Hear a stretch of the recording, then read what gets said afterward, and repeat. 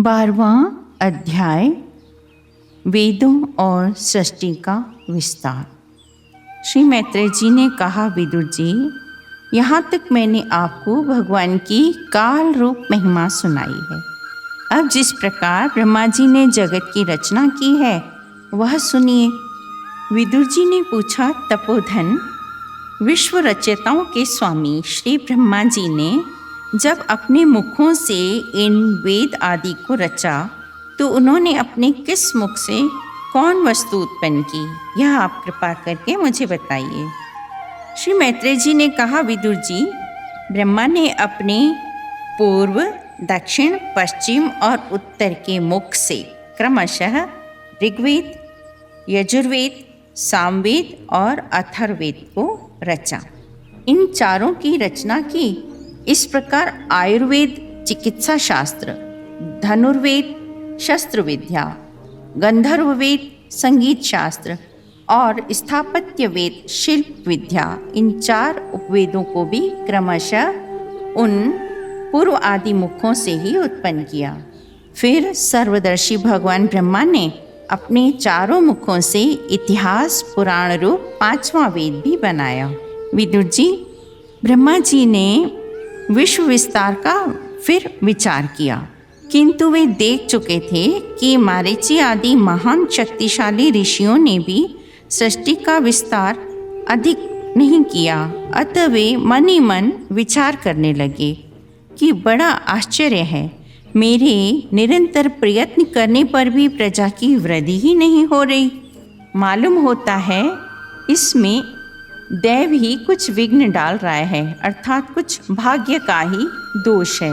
जिस समय यथोचित क्रिया करने वाले श्री ब्रह्मा जी इस प्रकार भाग्य के विषय में विचार कर रहे थे, उसी समय अकस्मात उनके शरीर के 2 हिस्से हो गए। उन दोनों भागों से एक स्त्री पुरुष का जोड़ा प्रकट हुआ। उनमें जो पुरुष था वह सार्वभौम सम्राट स्वयंभू मनु हुए और जो स्त्री थी वो उनकी महारानी शत्रुपा हुई। महाराज स्वयंभू मनु ने शत्रुपा से 5 संतानें उत्पन्न की। साधु श्रोमणी विदुर जी, उनमें प्रेमव्रत और उत्तानपाद 2 पुत्र थे और आकुति, देहूति और प्रसूति 3 कन्याएं थीं। मनु जी ने आकुति का विवाह रुचि प्रजापति से किया। मंजली कन्या देवहूति कर्दम जी को दी और प्रसूति दक्ष प्रजापति को। इन तीनों कन्याओं की संतति से सारा संसार भर गया। 13वां अध्याय वाराह अवतार की कथा।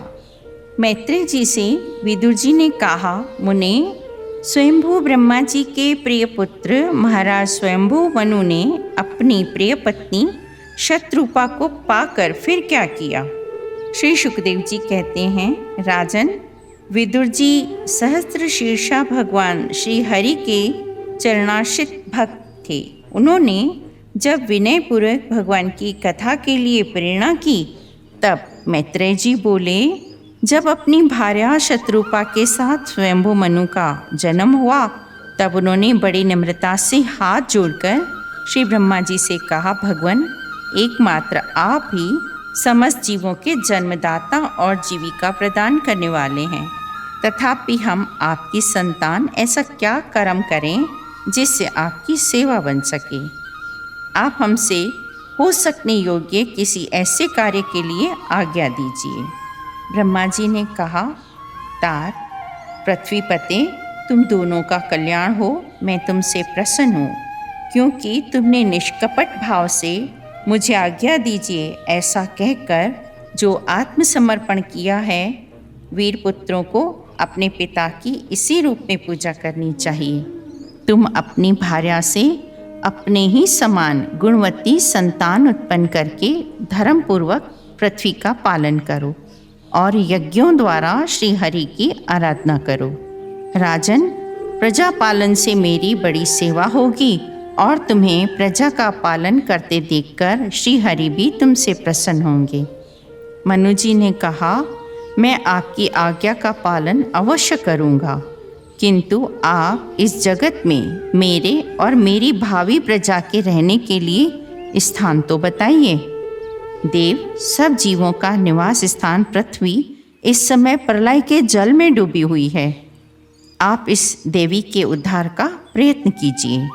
श्री मैत्रेय जी ने कहा, पृथ्वी को इस प्रकार अथाह जल में डूबी देखकर ब्रह्मा जी बहुत देर तक मन में यह सोचते रहे कि इसे कैसे निकालूं।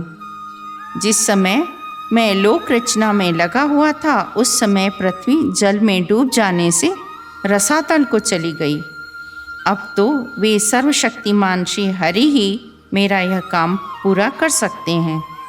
निष्पाप विदुर जी, ब्रह्मा जी इस प्रकार विचार कर ही रहे थे कि उनके नासिका छिद्र से अकस्मात अंगूठे के बराबर आकार का एक वाराह शिशु निकला।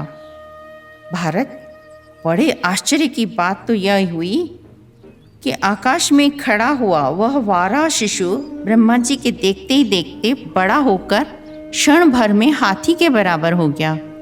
उस विशाल वाराह मूर्ति को देखकर स्वयंभू मनु की सहित श्री ब्रह्मा जी तरह तरह के विचार करने लगे। अरे, सूकर के रूप में आज यह कौन दिव्य प्राणी यहाँ प्रकट हुआ है? ऐसा आश्चर्य यह अभी अभी मेरी नाक से निकला, एक ही क्षण में भारी शिला के समान हो गया। सर्वशक्तिमान श्री हरि ने अपनी गर्जना से दिशाओं को प्रतिध्वनित करके ब्रह्मा और श्रेष्ठ ब्राह्मणों को हर्ष से भर दिया। अपना दुख दूर करने वाली मायामय वारा भगवान की घुरघुराहट को सुनकर वे जनलोक, तपलोक और सत्यलोक निवासी मुनिगण तीनों वेदों के परम पवित्र मंत्रों से उनकी स्तुति करने लगे। यद्यपि वे बड़े क्रूर जान पड़ते थे, तथापि अपनी स्तुति करने वाले मारीची आदि मुनियों की ओर बड़ी सौम्य दृष्टि से निहारते हुए उन्होंने जल में प्रवेश कर दिया। फिर वे जल में डूबी हुई पृथ्वी को अपनी दाढ़ों पर लेकर रसातल से ऊपर आए। जल से बाहर आते समय उनके मार्ग में विघ्न डालने के लिए महापराक्रमी हिरण्याक्ष ने जल के भीतर ही उन पर गदा से आक्रमण किया। इससे उनका क्रोध चक्र के समान तीक्ष्ण हो गया और उन्होंने उसे इस प्रकार मार डाला जैसे सिंह हाथी को मार डालता है। तात, जैसे गजराज अपने दांतों पर कमल पुष्प धारण करके ले आए, उसी प्रकार अपने सफ़ेद दांतों की नोक पर पृथ्वी को धारण कर जल से बाहर निकलते हुए तमाल के समान नीलवर्ण वारा भगवान को देखकर ब्रह्मा, मरीचि आदि ऋषियों ने हाथ जोड़कर वेद वाक्यों के साथ भगवान की स्तुति करी। 14वां अध्याय, दिति का गर्भ धारण। विदुर जी ने कहा, मुनिवर, हमने यह बात आपके मुख से अभी सुनी है कि आदि दैत्य हिरण्याक्ष को भगवान यज्ञमूर्ति ने ही मारा था। ब्राह्मण, जिस समय भगवान अपनी दाढ़ों पर पृथ्वी को रखकर जल से निकल रहे थे, उस समय उनसे दैत्यराज हिरण्याक्ष की मुठभेड़ किस कारण हुई? श्री मैत्रेय जी ने कहा, विदुर जी, पूर्व काल में एक बार इसी वारा भगवान और हिरण्याक्ष के युद्ध के विषय में देवताओं के प्रश्न करने पर श्री ब्रह्मा जी ने उन्हें यह इतिहास सुनाया था और उसी के परंपरा से मैंने सुना है। विदुर जी, एक बार दक्ष की पुत्री दिति पुत्र प्राप्ति की इच्छा से सायंकाल के समय ही अपने पति कश्यप जी से प्रार्थना की।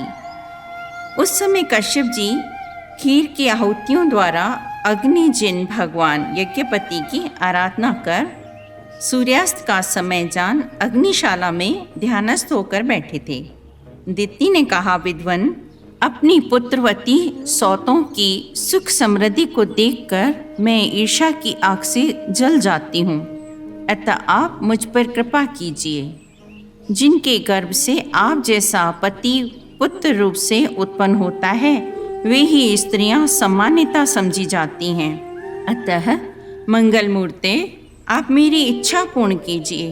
दिति इसी प्रकार बहुत सी बातें बनाते हुए दीन होकर कश्यप जी से प्रार्थना करने लगी।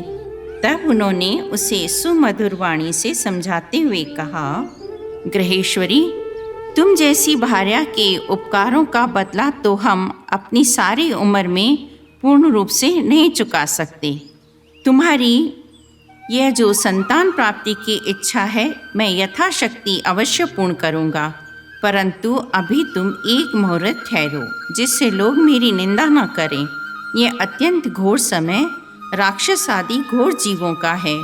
तब कश्यप जी ने अपनी भार्या को बहुत आग्रह करते हुए देखकर अब उन्होंने भाग्य को नमस्कार करके सोचा कि जो होनी है वो होकर रहेगी, होनी को कोई टाल नहीं सकता। विदुर जी, बाद में दिति को भी उस निंदित कर्म के कारण बड़ी लज्जा आई और वह ब्रह्मर्षि के पास जाकर सिर नीचा करके खड़ी हो गई। श्री मैत्रेय जी ने कहा, विदुर जी, प्रजापति कश्यप ने देखा कि दिति थर थर कांपती हुई अपनी संतान की लौकिक और परलौकिक उन्नति के लिए प्रार्थना कर रही थी। कश्यप जी ने कहा, तुम्हारा चित्त काम वासना से मलिन था, वह समय भी ठीक नहीं था और तुमने मेरी बात भी नहीं मानी तथा देवताओं की भी अवहेलना की। तुम्हारी कोख से 2 बड़े ही अमंगलमय और अधम पुत्र पैदा होंगे। वे बार बार संपूर्ण लोक और लोकपालों को अपने अत्याचारों से रुलाएंगे। जब उनके हाथों से बहुत से निरपराध और दीन प्राणी मारे जाने लगेंगे, स्त्रियों पर अत्याचार होने लगेंगे और महात्माओं को शुद्ध किया जाने लगेगा, उस समय संपूर्ण लोकों की रक्षा करने वाले श्री जगदीश्वर कुपित होकर अवतार लेंगे और इंद्र जैसे पर्वतों का दमन करता है, उसी प्रकार उन दोनों का वध करेंगे। दिति ने कहा, प्रभु, यही मैं भी चाहती हूँ कि यदि मेरे पुत्रों का वध हो तो वह साक्षात भगवान चक्रपाणि के हाथों से ही हो, कुपित ब्राह्मणों के शाप आदि से न हो। कश्यप जी ने कहा, देवी, तुमने अपने किए पर शोक और पश्चाताप प्रकट किया है, इसलिए तुम्हारे एक पुत्र के 4 पुत्रों में से एक ऐसा होगा जिसका सत्पुरुष भी मान करेंगे और जिसके पवित्र यश को भक्तजन भगवान के गुणों के साथ गाएंगे। जिस प्रकार खोटे सोने को बार बार तपाकर शुद्ध किया जाता है, उसी प्रकार साधुजन उसके स्वभाव का अनुकरण करने के लिए निर्वैरता आदि उपायों से अपने अंतःकरण को शुद्ध करेंगे, जिनकी कृपा से उन्हीं का स्वरूप भूत यह जगत आनंदित होता है। वे स्वयं प्रकाश भगवान भी उसकी अनन्य भक्ति से संतुष्ट हो जाएंगे। दिति वह बालक बड़ा ही भगवत भक्त, उदार हृदय और प्रभावशाली और महान पुरुषों का भी पूज्य होगा। मैत्रेय जी कहते हैं, विदुर जी, दिति ने जब सुना कि मेरा पौत्र भगवान का भक्त होगा, तब उसे बड़ा आनंद हुआ तथा यह जानकर कि मेरे पुत्र साक्षात श्री हरि के हाथ से मारे जाएंगे, उसे और भी अधिक संतोष हुआ। 15वां अध्याय। जय विजय को सनकादि का श्राप। श्री ब्रह्मा जी ने कहा, देवताओं, तुम्हारे पूर्वज मेरे मानस पुत्र सनक आदि लोकों की आसक्ति त्याग कर समस्त लोकों में आकाश मार्ग से विचरा करते थे। एक बार वे भगवान विष्णु के शुद्ध सत्वमय सब लोगों के शिरोभाग में स्थित वैकुंठ धाम में जा पहुँचे। वहाँ वेदांत प्रतिपाद धर्ममूर्ति श्री आदिनारायण अपने भक्तों को सुख देने के लिए शुद्ध सत्वमय स्वरूप धारण कर हर समय विराजमान रहते हैं। वहाँ विमानचारी गंधर्वगण अपनी प्रियाओं के सहित अपने प्रभु की पवित्र लीलाओं का गान करते रहते हैं।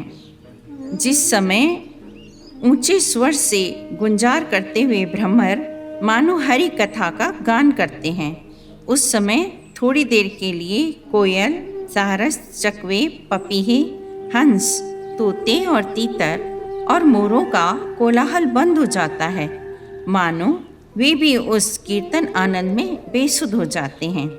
श्री हरि तुलसी से अपने श्री विग्रह को सजाते हैं और तुलसी की गंध का भी अधिक आदर करते हैं। पारिजात आदि पुष्प सुगंध युक्त होने पर भी तुलसी का ही तप अधिक मानते हैं। जिस समय सनकादि मुनि विश्वगुरु श्री हरि के निवास स्थान उस परम दिव्य और अद्भुत वैकुंठ धाम में अपने योग बल से पहुँचे तब उन्हें बड़ा ही आनंद हुआ। भगवत दर्शन की लालसा से अन्य दर्शनीय सामग्री की उपेक्षा करते हुए वैकुंठ धाम की 6 ड्योढ़ियाँ पार करके जब वे 7वीं पर पहुँचे तब वहाँ उन्हें हाथ से गदा लिए हुए 2 समान आयु वाले श्रेष्ठ देव दिखलाई दिए। उनके चेहरे पर कुछ शोक के से चिन्ह दिखाई दे रहे थे। उनके इस प्रकार देखते रहने पर भी वे मुनिगण उनसे बिना कुछ पूछताछ किए जैसे स्वर्ण और वज्रमय किवाड़ों से युक्त पहली 6 ड्योढ़ियाँ लांघकर आए थे, उसी प्रकार उनके दूसरे द्वार में भी घुस गए। उनकी दृष्टि तो सर्वत्र समान थी और वे निशंक होकर सर्वत्र बिना किसी रोक टोक के विचरते थे। वे चारों कुमार पूर्ण तत्वज्ञ थे तथा ब्रह्मा की सृष्टि में आयु में सबसे बड़े होने पर भी देखने में 5 वर्ष के बालकों से जान पड़ते थे। उन्हें इस प्रकार निसंकोच रूप से भीतर जाते देख उन द्वारपालों ने उन्हें बेत अड़ाकर रोक दिया। यद्यपि वे ऐसे दुर्व्यवहार के योग्य नहीं थे। सनक आदि मुनियों ने कहा, अरे द्वारपालों, जो लोग भगवान की महती सेवा के प्रभाव से इस लोक को प्राप्त होकर यहाँ निवास करते हैं वे तो भगवान के समान ही समदर्शी होते हैं, किंतु तुम्हारे स्वभाव में यह विषमता क्यों? तुम तो वैकुंठनाथ के पार्षद नहीं हो सकते। तुम्हारी बुद्धि तो बहुत ही मंद है। तुम अपनी भेद बुद्धि के दोष से इस वैकुंठ लोक से निकलकर उन पापमय योनियों में जाओ जहाँ काम, क्रोध, लोभ प्राणियों के ये 3 शत्रु निवास करते हैं। सनकादि के ये कठोर वचन सुनकर वे दोनों पार्षद अत्यंत दीन भाव से उनके चरण पकड़कर पृथ्वी पर लौट गए। वे जानते थे कि उनके स्वामी श्री हरि भी ब्राह्मणों से बहुत डरते हैं। फिर उन्होंने अत्यंत आतुर होकर कहा, भगवान, हम अवश्य अपराधी हैं, अतः आपने हमें जो दंड दिया है उचित ही है और वह हमें मिलना ही चाहिए। हमने भगवान का अभिप्राय न समझकर उनकी आज्ञा का उल्लंघन किया है, किंतु हमारी इस दुर्दशा का विचार करके यदि करुणावश आपको थोड़ा सा भी अनुताप हो तो ऐसी कृपा कीजिए जिससे उन अधम से भी अधम योनियों में जाने पर भी हमें भगवत स्मृति बनी रहे, हम किसी मोह को प्राप्त न हों। इधर जब साधुजनों के हृदय धन भगवान कमलनाभ को मालूम हुआ कि मेरे द्वारपालों ने सनकादि साधुओं का अनादर किया है, तब वे लक्ष्मी जी के सहित अपनी उन्हीं चरणों से चलकर वहाँ पहुँचे। सनकादि मुनीश्वर निरंतर ब्रह्मानंद में निमग्न रहा करते थे, किंतु जिस समय भगवान कमल नयन के चरणारविंद से निकली हुई तुलसी मंजरी की गंध से सुवासित वायु ने उनके अंतःकरण में प्रवेश किया, उस समय वे अपने शरीर को संभाल न सके और उस दिव्य गंध ने उनके मन में भी खलबली पैदा कर दी। सनकादि मुनियों ने कहा, हे अनंत, यद्यपि आप अंतर्यामी रूप से दुष्ट चित्त पुरुषों के हृदय में भी स्थिर रहते हैं, तथापि उनकी दृष्टि से ओझल ही रहते हैं, किंतु आज हमारे नेत्रों के सामने तो आप साक्षात विराजमान हैं।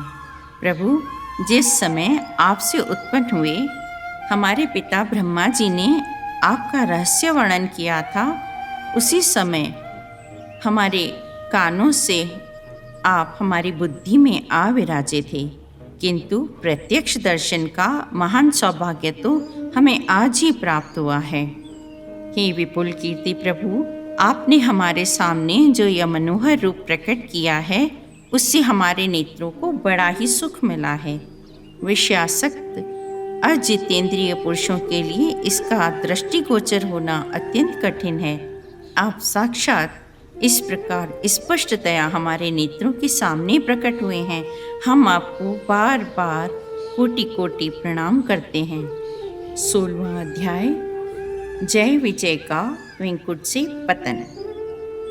श्री ब्रह्मा जी ने कहा, देवगण, जब योगनिष्ठ सनकादि मुनियों ने इस प्रकार स्तुति की, तब वैकुंठ निवास श्री हरि ने उनकी प्रशंसा करते हुए कहा, मुनिगण, ये जय विजय मेरे पार्षद हैं। इन्होंने मेरी कुछ भी परवाह न करके आपका बहुत बड़ा अपराध किया है। आप लोग मेरे अनुगत भक्त हैं। ब्राह्मण मेरे परम आराध्य हैं। मेरे अनुचरों के द्वारा आप लोगों का जो तिरस्कार हुआ है, उसे मैं अपना ही किया हुआ मानता हूँ। इसलिए मैं आप लोगों से प्रसन्नता की भीख मांगता हूँ। श्री ब्रह्मा जी कहते हैं, देवताओं, सनकादि मुनि क्रोध रूपी सर्प से डसे हुए थे, तो भी भगवान की इस अद्भुत उदारता को देखकर वे बहुत आनंदित हुए और उनका अंग अंग पुलकित हो गया। फिर योग माया के प्रभाव से अपने परम ऐश्वर्य का प्रभाव प्रकट करने वाले प्रभु से हाथ जोड़कर कहने लगे, स्वयं प्रकाश भगवान, हे प्रभु, आप ब्राह्मणों के परम हितकारी हैं। आपके अवतारों द्वारा ही समय समय पर उनकी रक्षा होती है। सर्वेश्वर, इन द्वारपालों को आप जैसा उचित समझें वैसा दंड दें अथवा पुरस्कार में इनकी वृत्ति बढ़ा दें। हम निष्कपट भाव से सब प्रकार आपसे सहमत हैं। अथवा हमने आपके इन निरपराध अनुचरों को शाप दिया है, इसके लिए हमें को उचित दंड दे सकते हैं। आप हमें वह स्वीकार होगा। श्री भगवान ने कहा, मुनिगण, आपने इन्हें जो शाप दिया है, सच जानिए वह मेरी ही प्रेरणा से हुआ है। अब ये शीघ्र ही दैत्य योनि को प्राप्त होंगे। श्री ब्रह्मा जी कहते हैं, उसके बाद उन मुनीश्वरों ने नयनाभिराम भगवान विष्णु और उनके स्वयं प्रकाश वैकुंठ धाम के दर्शन करके प्रभु की परिक्रमा की और उन्हें प्रणाम कर तथा उनकी आज्ञा पाकर भगवान के ऐश्वर्य का वर्णन करते हुए प्रसन्नतापूर्वक वहाँ से लौट गए। 17वां अध्याय, हिरण्याकश्यप और हिरण्याक्ष का जन्म तथा हिरण्याक्ष की दिग्विजय। श्री मैत्रेय जी ने कहा, विदुर जी, इधर दिति को अपने पतिदेव के कथन अनुसार पुत्रों की ओर से उपद्रव आदि की आशंका बनी रहती थी। इसलिए जब समय पूरा हुआ, साध्वी ने 2 जुड़वा पुत्रों को जन्म दिया। उनके जन्म लेते समय स्वर्ग, पृथ्वी और अंतरिक्ष में अनेकों उत्पात होने लगे, जिनसे लोग अत्यंत भयभीत होने लगे।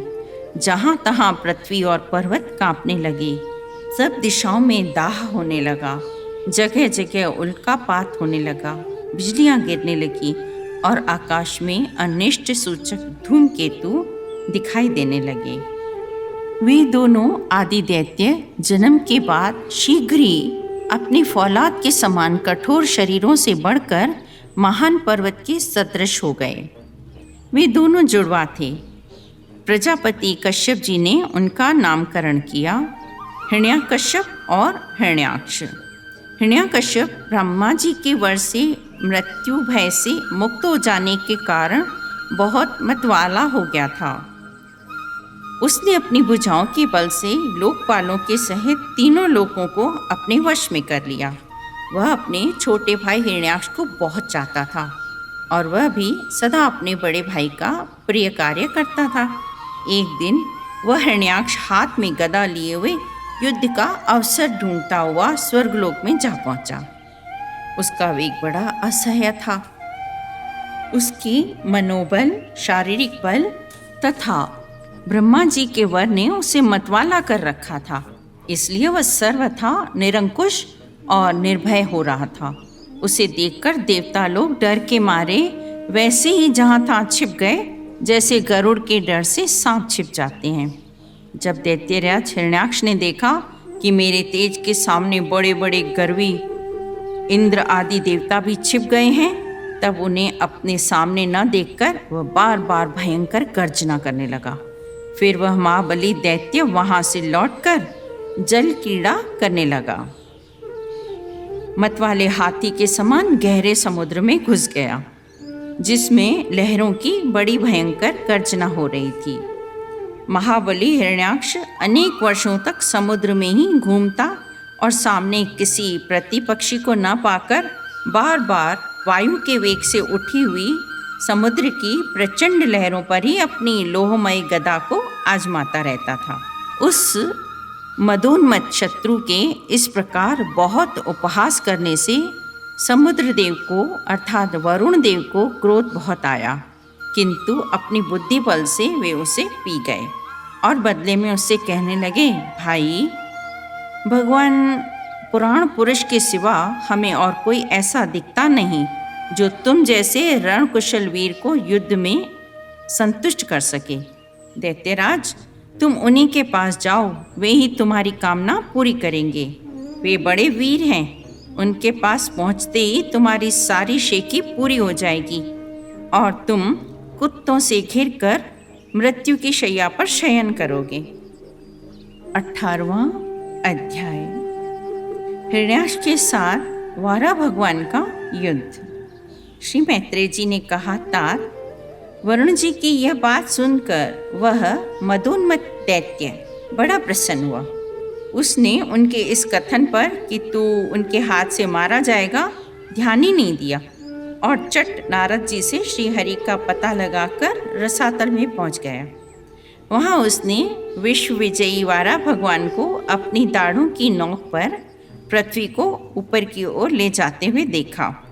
उन्हें देखकर वह खिलखिलाकर हंस पड़ा और बोला, अरे यह जंगली पशु यहाँ जल में कहाँ से आया?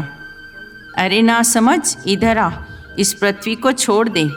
इसे विश्व विधाता ब्रह्मा जी ने हम रसातल वासियों के हवाले कर दिया है। मेरे देखते देखते तू इसे लेकर कुशल पूर्वक नहीं जा सकता। तू माया से लुक छिपकर ही दैत्यों को जीत लेता है और मार डालता है। हमारे शत्रुओं ने हमारा नाश करने के लिए ही तुझे पाला है। मूढ़, तेरा बल तो योग माया ही है और कोई पुरुषार्थ तुझ में है ही नहीं। आज तुझे समाप्त कर मैं अपने बंधुओं का शोक दूर करूंगा। अब मेरे हाथ से छूटी हुई गदा के प्रहार से सिर फट जाने के कारण तू मर जाएगा। अब तेरी आराधना करने वाले जो देवता और ऋषि हैं ना, वे सब भी जड़ कटे हुए पेड़ की तरह खुद ही नष्ट हो जाएंगे। जब उसकी चुनौतियों का कोई उत्तर न देकर प्रभु जल से बाहर आने लगे, तब ग्राह जैसे गज का पीछा करता है, उसी प्रकार तीखी दाढ़ों वाले उस दैत्य ने उनका पीछा किया। भगवान ने पृथ्वी को ले जाकर जल के ऊपर व्यवहार योग्य स्थान में स्थित कर दिया और उसमें अपनी आधार शक्ति का संचार किया। उस समय हिरण्याक्ष के सामने ही ब्रह्मा जी ने उनकी स्तुति की और देवताओं ने फूल बरसाए। तब भारी गदा लिए अपने पीछे आ रहे हिरण्याक्ष से, जो अत्यंत क्रोधपूर्वक हंसते हुए उनके पीछे आ रहा था, उनको ललकार कर भगवान ने कहा, अरे सचमुच ही हम जंगली जीव हैं जो तुझ जैसे ग्राम सिंहों को ढूंढते फिरते हैं। ग्राम सिंहों अर्थात गांव के कुत्ते। दुष्ट वीर पुरुष तुझ जैसे मृत्युपाश में बंधे हुए अभागे जीवों की आत्मशलाघा पर ध्यान नहीं देते। हाँ, हम रसातल वासियों की धरोहर चुराकर और लज्जा छोड़कर तेरी गदा के भय से यहाँ भाग आए हैं। हम में ऐसी सामर्थ्य ही कहाँ कि तेरे जैसे आदित्य वीर के सामने युद्ध में ठहर सके। फिर भी हम जैसे तैसे तेरे सामने खड़े हैं। तुझ जैसे बलवानों से वैर बांधकर हम जा भी कहाँ सकते हैं। तू तो पैदल वीरों का सरदार है। अब निशंक होकर उधेड़ बुन छोड़ और हमारा अनिष्ट करने का प्रयास कर और हमें मारकर अपने भाई बंधुओं के आंसू पोंछ। अब इसमें देर न कर। मैत्रेय जी कहते हैं, जब भगवान ने रोष से उस दैत्य का इस प्रकार खूब उपहास और तिरस्कार किया, तब वह पकड़कर खेलाए जाते हुए सांप के समान क्रोध से तिलमिला उठा। उस दुष्ट दैत्य ने बड़े वेग से लपककर भगवान पर गदा का प्रहार किया, किंतु भगवान ने अपनी छाती पर चलाई हुई शत्रु की गदा के प्रहार को कुछ टेढ़े होकर बचा लिया। अपनी गदा लेकर बार बार जब वह इसे घुमाने लगा, तब श्री हरि कुपित होकर बड़े वेग से उसकी ओर झपटे। सौम्य स्वभाव विदुर जी, तब प्रभु ने शत्रु की दाईं भौं पर गदा की चोट की, किंतु गदा युद्ध में कुशल हिरण्याक्ष ने उसे बीच में ही अपनी गदा पर ले लिया। इस प्रकार श्री हरि और हिरण्याक्ष एक दूसरे को जीतने की इच्छा से अत्यंत क्रुद्ध होकर आपस में अपनी भारी गदाओं से प्रहार करने लगे। जब इस प्रकार हिरण्याक्ष और माया से वारा रूप धारण करने वाले भगवान यज्ञमूर्ति पृथ्वी के लिए द्वेष बांधकर युद्ध करने लगे, तब उसे देखने के लिए वहाँ ऋषियों के सहित ब्रह्मा जी आए। ब्रह्मा जी ने कहा, देव, मुझसे वर पाकर यह दुष्ट दैत्य बड़ा प्रबल हो गया है।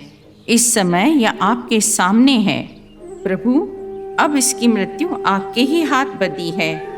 हम लोगों के बड़े भाग्य हैं कि यह स्वयं ही आपके सामने आ खड़ा हुआ है। अब आप युद्ध में बलपूर्वक इसे मारकर लोगों को शांति प्रदान कीजिए। ओम नमो भगवते वासुदेवाय।